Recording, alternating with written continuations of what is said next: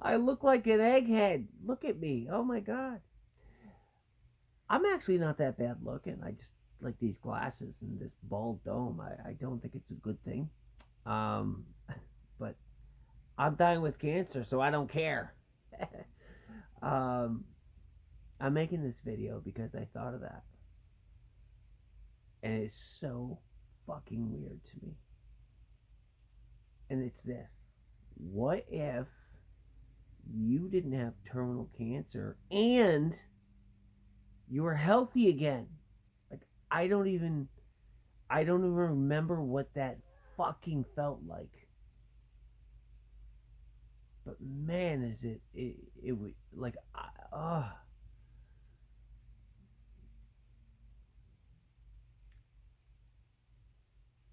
I oftentimes feel like because I'm still doing all the bills, I'm still doing all like everything that I've always done. Just I'm doing it at a much lower level. Um, but I say to myself, I'm like, you know, it it's gonna get really hard for Colleen because she's gonna have to do all of this when I go. But I think I just had an epiphany that should not matter because she gets to live and whatever you know it depends on what lens you put through it. But just to be able to live, like even now, even like my house is getting foreclosed on. You know, I have terminal cancer. I'm on chemotherapy. My health is shit. But if you gave me a choice to not have cancer, to feel healthy, and you still got to deal with all that bullshit, like, oh my God, yes, yes, I would. Uh, because you know, I could, I could get out of it, no problem. And now I feel like I'm just trapped because it's 6 months, it's a year. Like we all know the story of chemo, man. Or maybe I'm, you know, who knows? I'm fucking 7.5 years into this, but what people don't know, because you know you're gonna be like, oh, that's really impressive. It's not really. Uh, Here's how it works. You have uh, crizotinib, Alensa, lorlatinib. Those are your three oral chemos, and the average uh, time on that, if everything goes right, like that's a big deal, you know, because if the first one fails, chances are the second and third one are gonna fail.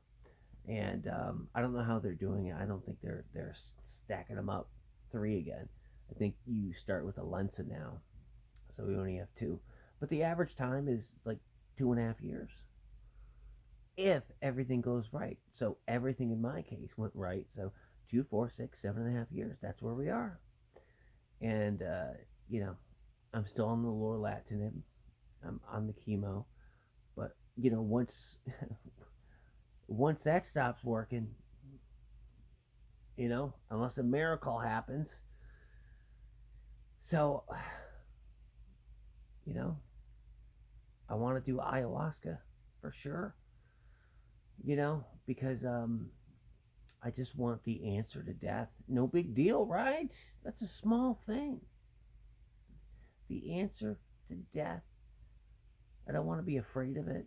I don't. I like when I say the answer to death. I mean to really go out like you want to, with courage and compassion and wisdom and all these things instead of like a frightened little bitch, which is also could happen. I don't know. But, you know, when I read about people who have done that and they're very serious about it, they all, I mean, 8 out of 10 said that it was the, out of all the experiences in their life, top five. It was profound. So, like, I want to do that. That's a couple grand. So, and my whole thing is, well, the kids this and the kids that, and it's like maybe I just got to do it, right?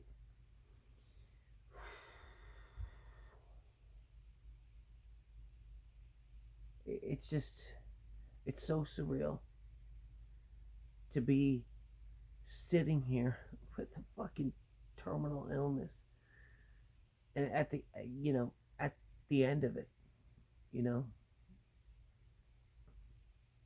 and then you have that thought of, would you trade health, even in the position you're in, and you don't even fucking hesitate. Um, I'm posting these videos mainly for my kids, just so they can not only get wisdom and advice, uh, what I have, they can also kind of see the process. If they're fucking bored, I guess. There's a lot of videos there, but uh, my best friend saw one of the videos, and I was talking about foreclosure or whatever. Foreclosure of a dream, Megadeth. Anyway, uh, he texted me and said, if it wasn't for this, I know you'd be kicking ass and doing well. And like, I don't even care about that. Like, I'm so far removed. Like, you know, I'm at the point where I just want to die well. You know, uh, it,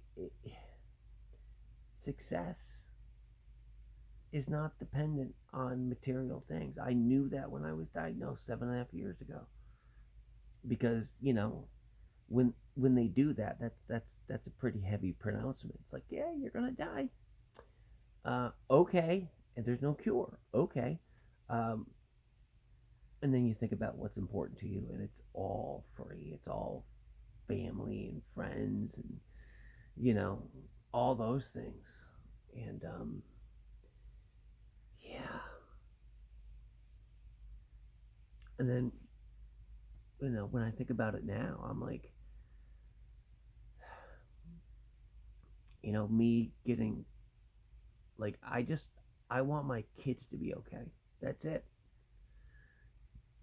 You know, and if they have a roof over their head and food in their bellies, which they will have, I'm good. you know, it's like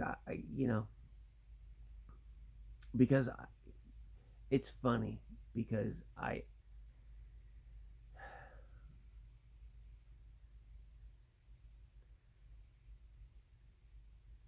I know that being diagnosed with cancer has led to this. Like, there's no way any of this would be happening if I wasn't diagnosed with cancer, and that means a lot of things. Um,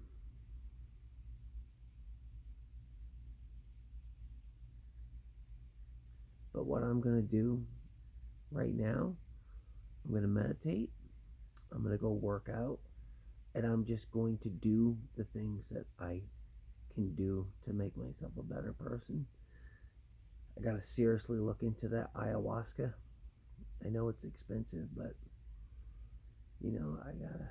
I don't know. I feel like that would be worth it. You know.